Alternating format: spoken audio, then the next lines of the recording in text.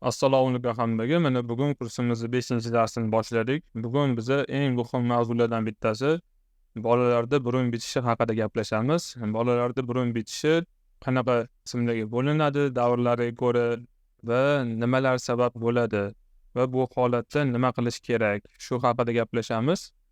Xo'p, birinchisi eslatma. Burun bitishi bu kasallik emas, kasallikning bir belgisi. Uzoq muddat burun bitganda va oqqanda zo'r shifokori ko'rigi zarur. Har xil kasalliklarda burun bitadi, shuning uchun bu narsani onalar bilishi kerak. Bolam burun bityapti deb o'z boshimchalik bilan har xil burun ochuvchi dorilardan foydalanish kerak emas. Kurs davomida buni hammasini aytib o'taman. Xo'p, burun bitishi davomiyligiga qarab ikkiga bo'linadi. Birinchisi 7 kundan 1 oygacha bo'lgan muddatda burun bitishi. Qanaqa kasalliklar va holatlar keladi? Bularga birinchisi tishlarni yorib chiqishi. 6 oylikdan boshlab 3 yosh, 4 yoshgacha bo'lgan bolalarda tishlar yorish bo'ladi va shu tish yorgan holatda, ayniqsa yuqori jag' tishlari yorganda burun bitishi va oqish kuzatiladi. Shuni inobatga olish kerak. Ikkinchisi shamollashda, ya'ni virus infeksiya va bakteriya infeksiyalari. Har bitta o'sha gripp bo'ladimi, shamollash bo'ladimi, bu virus bo'ladimi, bakteriya bo'ladimi, shunda burun bitishi bilan, reaksiya bilan namoyon bo'ladi. Keyingisi gaymaritlarda, ya'ni burun atrof bo'shliqlarida yiring to'planishi. Ya'ni bizada 8 ta bo'shliq bor, ko'zimiz orasida, ko'zimiz tepasida, ko'zi tagida shu bo'shliqlarda yiring to'planishi, bu hammasi burunni shu bo'shlig'iga tushadi, oqadi va buning natijasida burun bitadi. Keyingisi adenoid bezi shamollash hisobiga kattalab chiqib ketishi. Ya'ni 7 kundan 1 oygacha bo'lgan holatda ba'zi bir bolalarda adenoid bezi bo'ladi. O'zi umuman tug'ilganda barcha bolalarda bo'ladi, lekin kichkina bo'ladi. Ba'zi bir holatda, ba'zi kasalliklarda tez-tez shamollaganda, allergiya bo'lganda va qonda virus bo'lganda shu adenoid bezi kattalashib ketadi va bolalarda shamollagan payt ishib, shunaqa burun bitishiga olib kelishi mumkin. Keyingisi allergik rinit, ya'ni burun chig'anoqlar shishib ketishi. Bu mavsumiy bo'lishi mumkin. Masalan, kuzda, bahorda bo'lishi mumkin. Bolalarda o'sha burun bitishi, aksi urish, burun oqishib, albatta oqayotgan ajralmani rangiga e'tibor berish kerak. Bu ajralma rangi prozrachniy bo'ladi. Agar yashil bo'lsa yoki sariq bo'ladigan bo'lsa, bu yiringlagandan darak beradi. Demak, shu holatlarda 7 kundan 1 oygacha bo'lgan holatlarga olib keluvchi, burun bitishiga olib keluvchi holatlar shular. Xo'p, ikkinchisi burun bitishi uzoq muddat bo'lishi, ya'ni 1 oydan ko'proq bo'ladi. Bu ba'zan bo'lishi mumkin 1 yil, 2 yil, 3 yil. Bunaqa holatlarga nima olib keladi? Bular birinchisi adenoid vegetatsiyasi, ya'ni adenoid bezini 3-darajada kattalashib ketishi. Bu haqida yana o'sha adenoid bezi haqida alohida bitta leksiyamiz bor.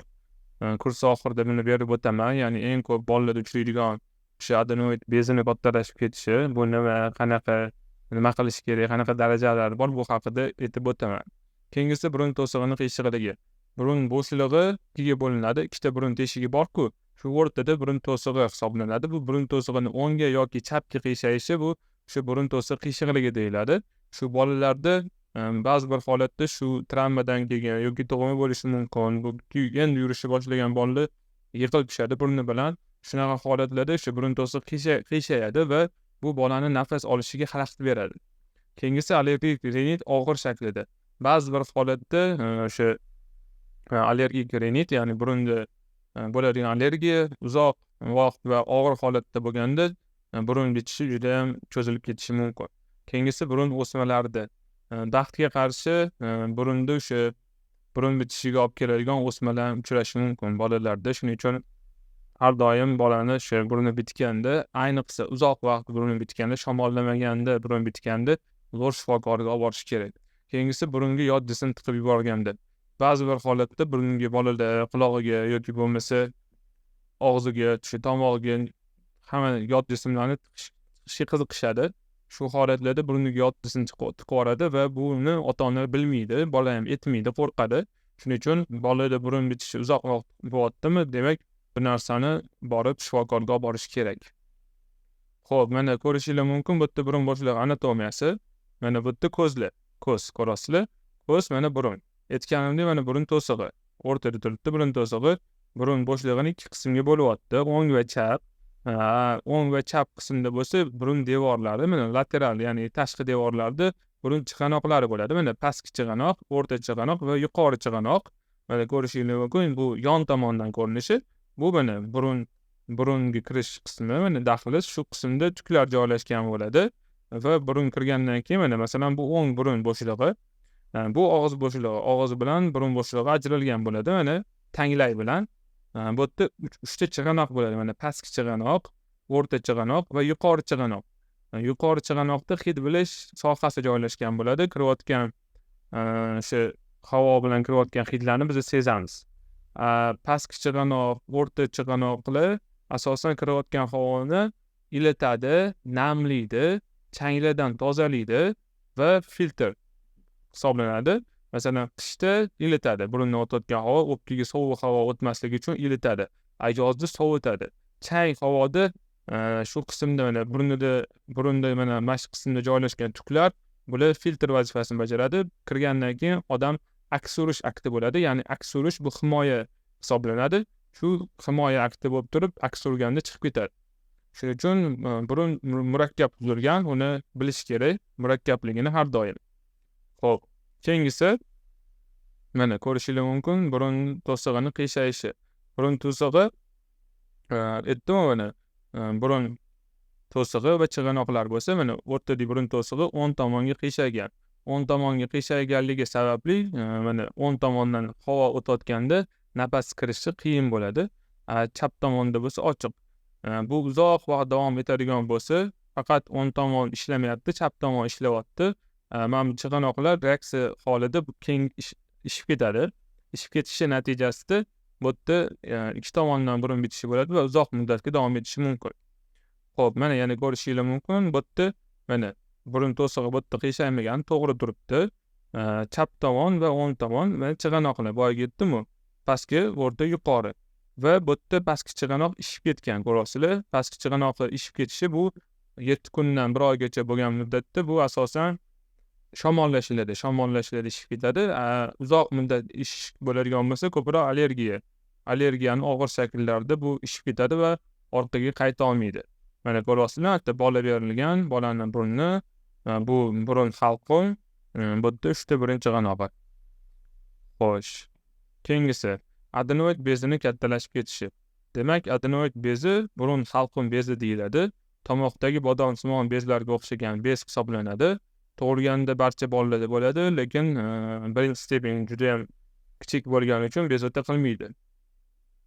Lekin ba'zi bir holatlarda kattalashib ketadi. Ko'rishingiz mumkin.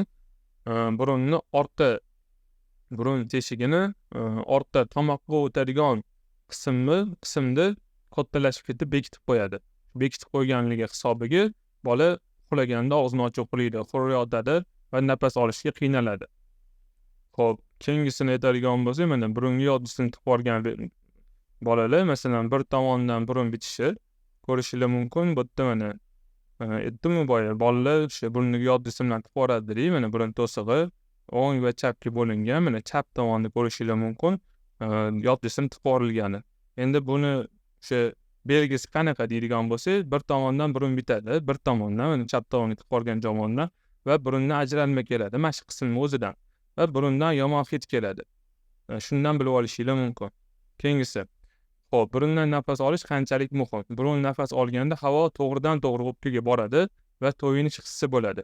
Burundan nafas olganda havo changlardan, mikroblardan tozalanadi va burundan o'tgan havo sovuq kunda ilitiladi. Burundan o'tgan havo issiq kunda sovutiladi. Demak, filtr. Burundan o'tganda havo namlanadi. Shularni e'tiborga olish kerak. Xo'p, burun tomchilari nima? Demak, onalarimizni ko'pchiligida bo'ladigan holat, masalan, bolam burni bitib qoldi, burnini ochish kerak deydi, aptekaga boradi yoki bu kun tanishidan yoki o'zi televizorda reklamalardan ko'radi, burun bitib qolganda ishlatish kerak degan tomchilarni. Demak, burun tomchilari bular o'sha qon tomir toraytiruvchi dorilar hisoblanadi. Burun chig'anoqlaridagi retseptorlarga ta'sir ko'rsatib, qon tomirlarini toraytirish xususiyatiga ega. Va qon tomirlari torayib, burun chig'anoqlari qisqaradi va burun ochiladi. Mana ko'rishingiz mumkin, mana burun to'sig'i, bu yerda chig'anoq. Mana burun to'sig'i, mana ruschada yozilgan va chig'anoqlar. Chig'anoqlar bular mana suya a'zodan tarkib topgan bo'ladi, ustida shilliq qavat bo'ladi. shilliq qavat bilan suyuni orasida qon tomirlar bo'ladi. Shamollagan paytda mana shu qon tomirlar shishadi. Natijasida allergiya natijasida bu bekiladi biroq.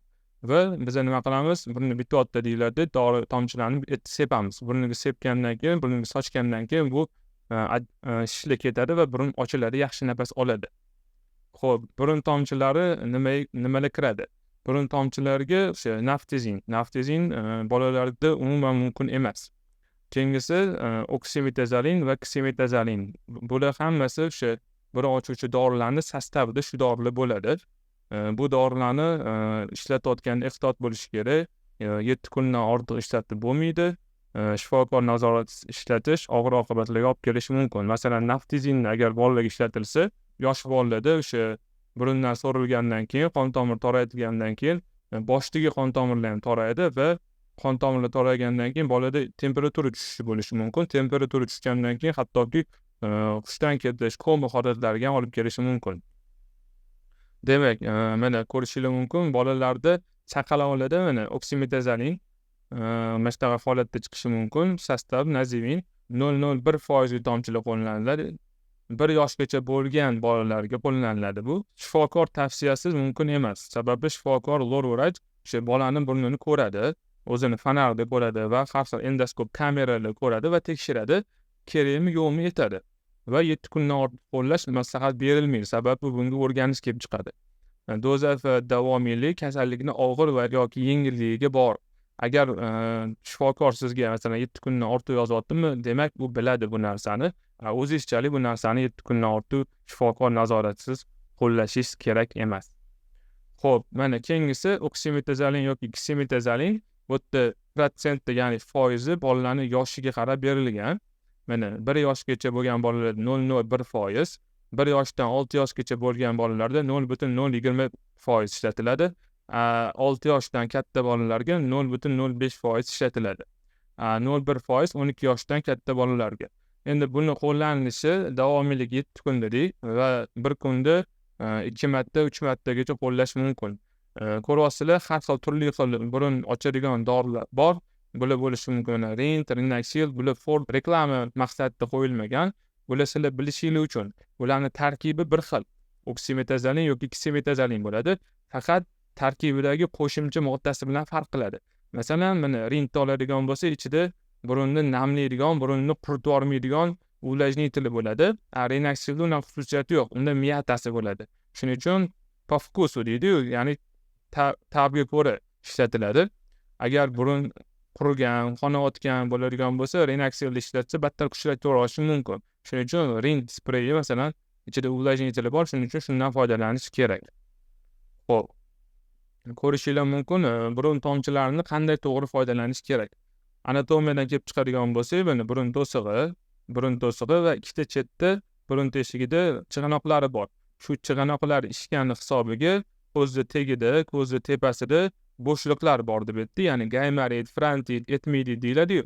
Shu bo'shliqlarning ichida yiring to'planadi. Mana shu yiring to'planib og'riq beradi. Burun bitishi, burun oqishi kuzatiladi. Gaymarit deyiladi. Shu mashi chig'anoqlarni dori sepganda chig'anoqlar ochilib, shu yiring tashqariga chiqadi va yosh bolachalarda burnini qoqa olmasligi sababli bu tomoqqa oqib yo'taltiradi. Shuning uchun burunni shu proyst usulda, ya'ni kush qilib yudirish kerak deydi-yu, shundan kelib chiqqan. Va dorilarni sepganda mana shunaqa yo'nalishda sepish kerak. Ko'rishingiz mumkin, o'ng qo'li bilan chap tomonga, chap bilan o'ng tomon, ya'ni ko'zni tashqi burchagiga yo'naltirgan holatda sepish kerak. Ichkariga kirgizib, ozgina buriladi, mana shunaqa holatda buriladi va sepiladi. Shunda mana shu pazuxalarning eshigini qon tomir torayib, pazuxalarning eshigi ochiladi va yiring chiqib ketadi. Xo'p, keyingisi burun yuvish vositalari. Burningizni o'sha bitgandan keyin, o'sha yallig'lanishda sepib ochgandan keyin yuvib tashlash kerak bo'ladi. Mana bular Aquamaris, Aquaro, Aqualor, Linak va bular hammasi morskoy voda deyiladi, ya'ni dengiz suvi. Bular o'sha tabiiy dengizlardan olingan, sterilizatsiya qilingan va upakovka qilib chiqarilgan. Bularning har xil turlari bo'ladi. Bular burun yuvuvchi vosita hisoblanadi va chaqaloqlarga bunaqa holatda ishlatishingiz mumkin. Tomchilardan Agarda bunaqa tomchilarni topolmasanglar, sizlarda imkoniyat bo'lmaydigan bo'lsa, oddiygina mana natriy xlor, ya'ni fizrastor 0.9% eritmasi olinadi va shundan shpritsga tortib, ninasini olib tashlab foydalanishingiz mumkin. Albatta, burun bitganda, burun oqqanda lur shifokoriga olib chiqib, aniq diagnoz qo'yib, keyin muolajalar qilsanglar, bu maqsadga muvofiq hisoblanadi. Xo'p, mana bugungi mavzuyimiz shundan iborat: burun bitishi, burun tomchilari, burun anatomiyasi va burun yuvuvchi vositalar haqida. O'ylaymanki, sizlarga tushunarli bo'ldi. Bu bilimlardan to'g'ri yo'lda foydalaninglar va farzandingizni sog'lig'i uchun qayg'uringlar. Rahmat, hammaga sog' bo'linglar.